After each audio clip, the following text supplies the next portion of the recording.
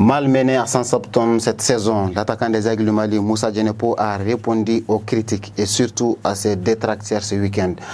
On va en parler tout de suite dans cette nouvelle et très riche édition d'ActuFoot. C'est parti.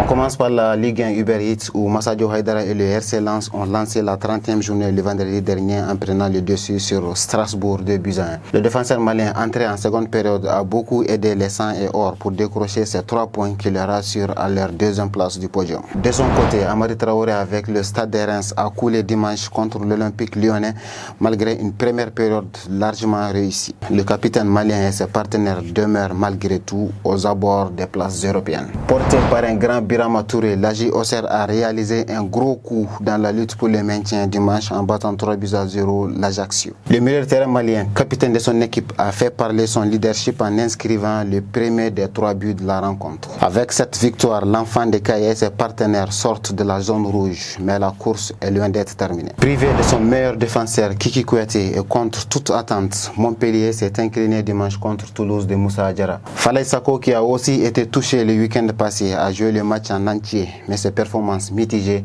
n'ont pas permis à ses pairs d'éviter ce qui est leur première défaite depuis le 5 février. Pour sa part, Kamoro Doumbia a vécu depuis le banc de touche le nul de son équipe, le Stade de Reims dimanche contre le Stade brestois. Néanmoins, son équipe est toujours bien placée dans la première partie du tableau. Avec un Mohamed Kamara moins bon que d'habitude, l'AS Monaco a été accroché dimanche par le FC Nantes, malgré une avance de 2 buts conservés jusqu'aux 30 dernières minutes de jeu. Diamanté et ses coéquipiers peuvent avoir des regrets alors qu'ils auraient pu se rapprocher des places de la Ligue des Champions. Ibrahima Koné et le FC Lorient sont parvenus à tenir tête à l'Olympique de Marseille dimanche pour conforter leur 10e position du classement. L'attaquant malien, buteur le week-end dernier, n'a joué que 7 petites minutes dans cette rencontre. En Ligue 2 française, le duo malien Moussa Doumbia Chiko et Ibrahima Sissoko ont encore porté Sochaux samedi pour vaincre Niort lors de la 30e journée. Les Maliens qui veulent à tout prix assurer une montée en Ligue 1 à leur équipe ne sont plus qu'à 4 points du second qualifiable. En Angleterre, les Toffees d'Everton se sont inclinés samedi 2-0 contre Manchester United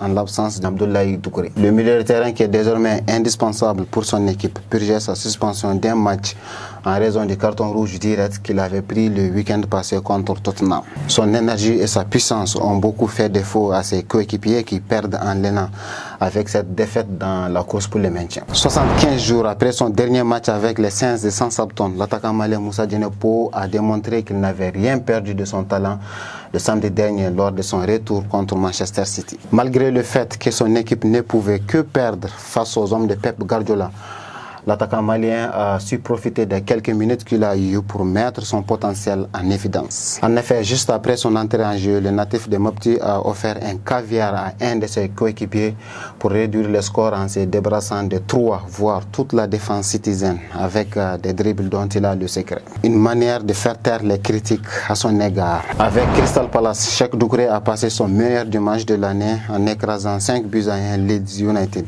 Si sa place de titulaire ne se discute plus avec les Palaciens, le milieu de terrain malien nous a encore sorti une prestation correcte, aussi bien à la récupération que dans ses transmissions de balles. Avec cette victoire, les anciens protégés de Patrick Vieira s'éloignent de la zone rouge et grimpent à la 12e place de la Premier League. En Allemagne, Amadou Haïdara a permis au RB Leipzig de renouer avec la victoire le samedi dernier en marquant l'unique but de la partie contre le Hertha Berlin. Une victoire très importante pour Doudou et ses coéquipiers qui retrouvent leur place Champions League à cette journée de la fin de la Bundesliga. Avec Salernitana, Lassana Koulibaly a vécu un week-end plutôt réussi le vendredi dernier en accrochant l'Inter de Milan en ouverture de la 29e journée de Serie A. Le milieu malien n'a pas joué le match en entier, mais il a su imposer sa loi dans l'entrejeu pendant qu'il était encore sur la pelouse. Ce nul plus qu'important conforte son équipe dans la deuxième partie du tableau avec 7 points d'avance sur le premier relégable. En Autriche, Sékou Koïta a aussi brillé dimanche en contre-bien avec une passe décisive au match nul de 3 buts partout de LB Salzbourg contre l'Austria Vienne.